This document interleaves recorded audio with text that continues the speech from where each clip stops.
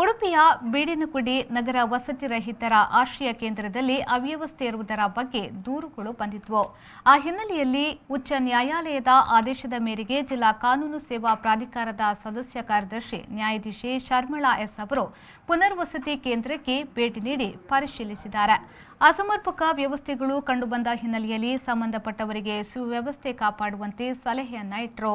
ಮಾನ್ಯ ಉಚ್ಚ ನ್ಯಾಯಾಲಯದ ಒಂದು ರಿಟ್ ಪಿಟಿಷನ್ ನಂಬರ್ 1068/2020 ಇದರ ಒಂದು ಆದೇಶದ ಮೇರೆಗೆ ನಾನು ಉಡುಪಿ ಜಿಲ್ಲೆಯ ವಸತಿ ಗೃಹಕ್ಕೆ ದಿಢೀರನೆ ಭೇಟಿ ಇಟ್ಟಿದ್ದು, ಆ ಸಂದರ್ಭದಲ್ಲಿ ನಮ್ಮ ಕಮಿಷನರ್ CMC ಕಮಿಷನರ್ ಅವರನ್ನು ಮತ್ತು ಕರೆಸಿ ನೋಡಿದಾಗ ಅಲ್ಲಿ ಯಾವುದೇ ಒಂದು ವ್ಯವಸ್ಥೆ ಸರಿಯಾಗಿರಲಿಲ್ಲ.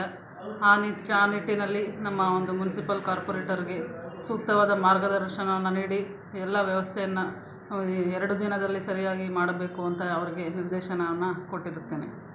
ಈ ಸಂದರ್ಭದಲ್ಲಿ FDA ಅನಿಲ್, ಪ್ರಾಧಿಕಾರದ ಕಾನೂನು ಸ್ವಯಂ ಸೇವಕ ನಿತ್ಯಾನಂದ ಬಳಕಾಡು ಸ್ಥಳದಲ್ಲಿ ಹಾಜರಿದ್ದರು. Sreejith, V4 news, Udupi.